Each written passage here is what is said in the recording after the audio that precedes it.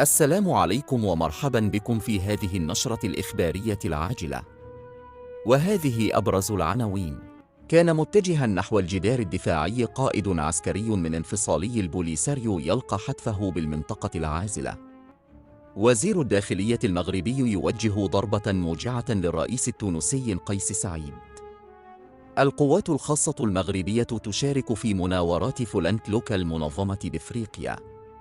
التنقيب عن الغاز بالمغرب، وزيرة الطاقة تكشف الحصيلة. تفاصيل كل هذه العناوين تشاهدونها في هذا الفيديو. لكن قبل أن نبدأ، ندعوك بدعمنا بالضغط على الزر لايك والاشتراك في القناة مع تفعيل الجرس ليصلكم كل جديد، وشكرا لكم. أفادت تقارير إعلامية تابعة لانفصالي البوليساريو أن قائداً عسكرياً من المرتزقة لقي مصرعه عندما كان في طريقه لتنفيذ عمل عدائي بالقرب من الجدار الدفاعي المغربي. ووفقاً لذات المصادر، فإن العنصر كان على متن سيارة عسكرية رباعية الدفع رفقة 2 من المرتزقة الصحراويين، قبل أن تنقلب العربة بشكل عنيف في ظروف غامضة بالمنطقة العازلة.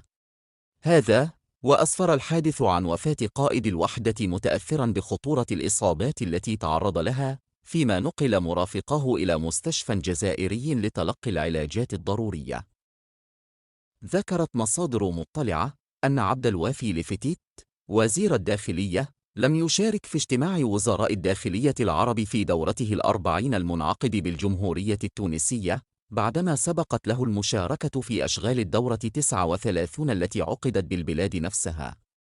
وأضافت المصادر أن أحمد التزي، سفير المغرب بالجمهورية المصرية، هو من ترأس الوفد المغربي بعد قرار المغرب عدم المشاركة بوفد يرأسه وزير الداخلية. وأن المغرب يواصل احتجاجه الدبلوماسي على استقبال الرئيس التونسي قيس سعيد لزعيم جبهة البوليساريو الانفصالية. تشارك القوات الخاصة المغربية في المناورات العسكرية 2023 الجاري تنظيمها بغانا والكوت ديفوار. ويجري تنظيم هذه التدريبات خلال الفترة الممتدة بين الفاتح و15 مارس 2023 بمشاركة 29 دولة و1300 عنصر، حسب ما نقلت تقارير إعلامية.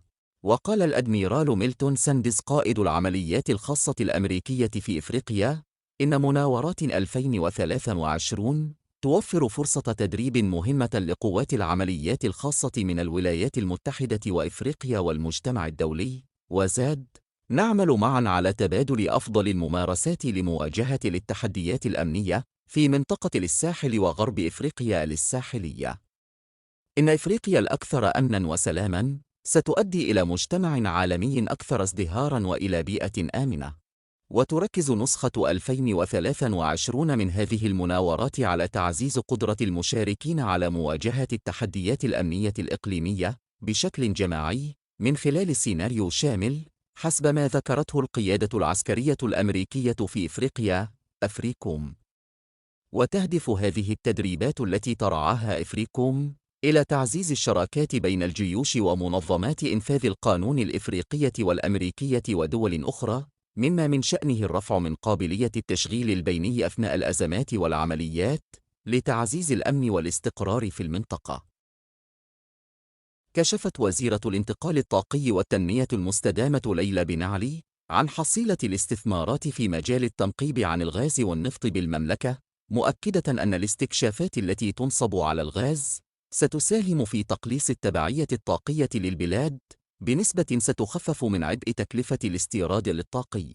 أبرزت الوزيرة في جواب كتابي على سؤال تقدمت به المجموعة النيابية للعدالة والتنمية بمجلس النواب أن الاستثمارات في مجال التنقيب عن النفط والغاز بلغت ما مجموعه 29.4 مليار درهم ما بين سنة 2000 و 2022 في مجال التنقيب عن الهيدروكربورات، 96% منها ممولة من طرف الشركاء. وأشارت إلى أن المغرب يقوم من خلال المكتب الوطني للهيدروكربورات والمعادن بمجهودات جبارة قصد جلب المستثمرين والشركات الأجنبية المختصة بغية تثمين الإمكانات النفطية والغازية للمملكة، واكتشاف هذه الموارد للضرورية لتقليص تكاليف الفتورة للطاقية للبلاد. السلام عليكم. لا تنسوا الاعجاب بالفيديو والاشتراك في القناة تشجيعا لنا لنستمر بنشر المزيد إن شاء الله.